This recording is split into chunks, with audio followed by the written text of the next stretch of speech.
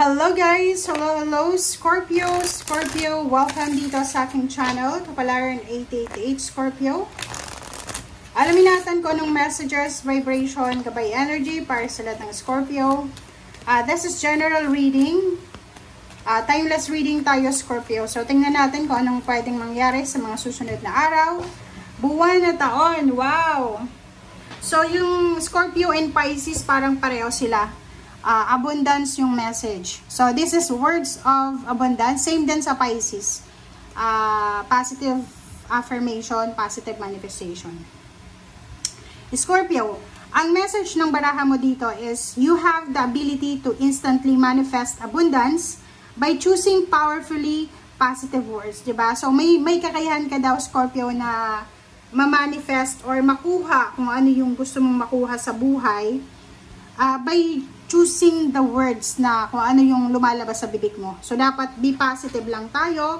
Positive mindset, positive action, positive lahat dapat. Okay? So, dito sinasabi ng baraha sa inyo na kailangan talagang maging positibo ka para kung ano yung positive na minamanifest mo, yun talaga yung ma-attract mo. Isipin mo yun.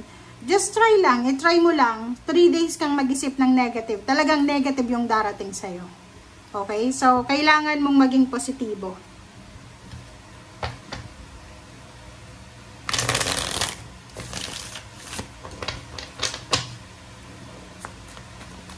Okay.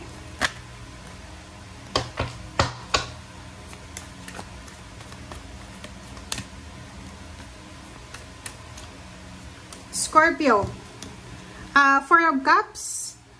Sinasabi ng baraha sa'yo dito, Scorpio, na yung matagal mo nang hinihintay, maybe relationship, or maybe baby, or kung ano man itong hinihintay mo, ay posibleng parating na siya. So, stay positive talaga. Yung sinasabi ng baraha, stay positive kasi parating na kung ano man itong matagal mong hinihintay.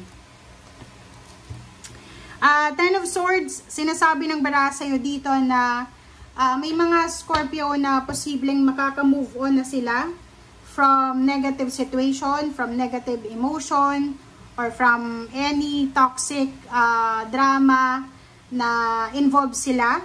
So, kung makikita mo dito, merong 10 of Swords. Sinasabi ng 10 of Swords na lahat ng yan ay posibleng ma-overcome nyo. Next is 8 of Pentacles. 8 of Pentacles, sinasabi ng baraha sa inyo dito na may mga oras sa mga susunod na buwan na magpo-focus ka na lang sa trabaho mo. Or sinasabi din sa inyo ng baraha, Scorpio, na ihanda mo ang sarili mo kasi magiging sobrang busy ka sa mga susunod na araw. 10 of Pentacles, sinasabi ng baraha sa iyo na okay, magiging busy ka but marami ding pera. Parang ganon. So, sinasabi ng baraha sa'yo dito na isa sa mga plano mo sa buhay, like for example, may mga Scorpio na plano niyang magnegosyo, plano niyang mag-travel, ibang bansa, or sa Pilipinas lang, sinasabi ng baraha sa'yo na nasa tamang plano ka, nasa tamang direksyon, and kung talagang ibibigay mo yung focus mo ng 101%, talagang gagawin mo to, magdadala talaga yan sa'yo ng sobra-sobrang blessings financially.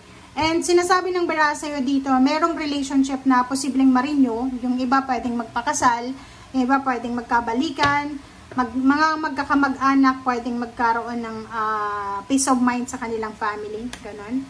Okay, and yun, so be careful kasi kailangan mong ihanda ang sarili mo talaga kasi magiging sobrang busy ka sa mga susunod na araw, multitasking, overworking yung gagawin mo na yan. So, nakikita ko sa'yo dito, yung 10 of Wands, si sobrang occupied, busy.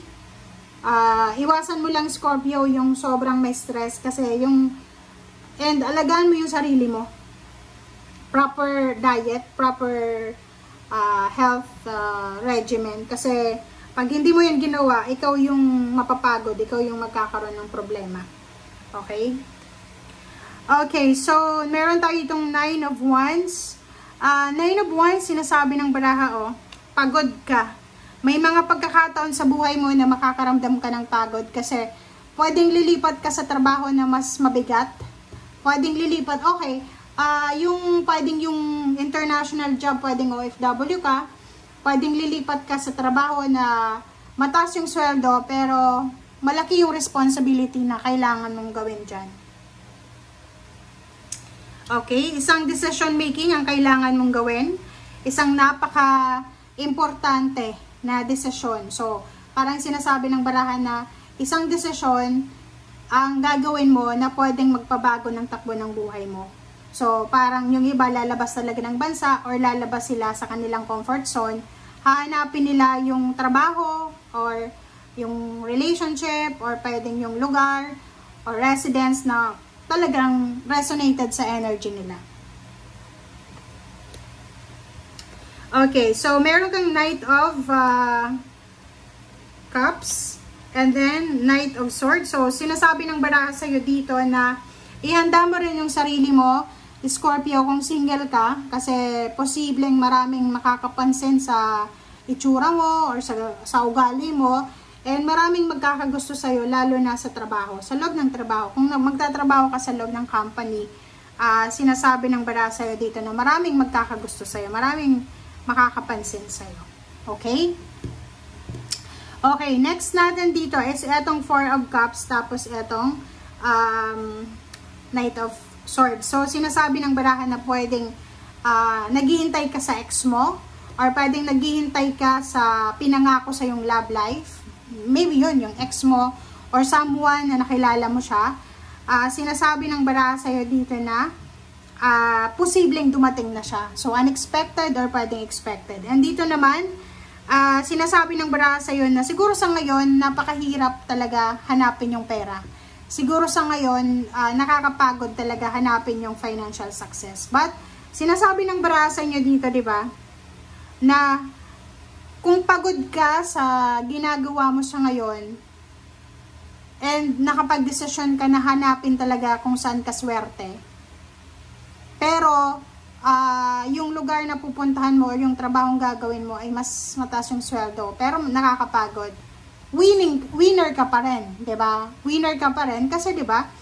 Lahat tayo dito sa mundo kailangan magpagod, kailangan nating magtrabaho. So, kung mataas yung sweldo mo, tas mabigat din yung trabaho, at least 'di ba, may trabaho ka, mataas pa yung trabaho mo kaysa 'di ba? Hindi naman mabigat yung trabaho pero wala ka namang kinikitang malaki. So, sinasabi ng baraha mo dito na maging wise ka, okay? Maging wise ka sa mga decision making mo.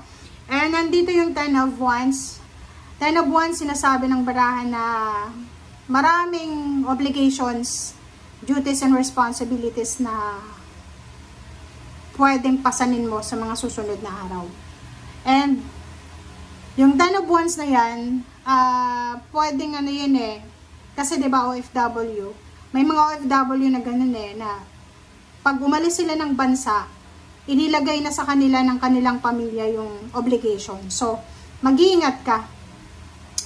Alam mo yung sekreto na kailangan mong gawin, wag mong ipagsabi kung magkano yung sweldo mo, lalo kung OFW ka. Kasi pag pinagsabi mo na yan, maraming kapamilya ka na posibleng hihingin or hihinga ng tulong sa'yo. Okay lang tumulong, pero kung ganyan ba naman kabigat yung trabaho mo, tapos ikaw yung nagtatrabaho sa ibang bansa, tapos yung kapamilya mo nagpapasarap sa Pilipinas. Hindi yan sacrifice kasi yung sacrifice, sakripisyo, pero merong napupundar. Pero kung wala namang napupundar, puro lang palabas yung pera, walang mangyayari. Diba? So, yun guys ang sinasabi ng baraha. Thank you for watching. Bye!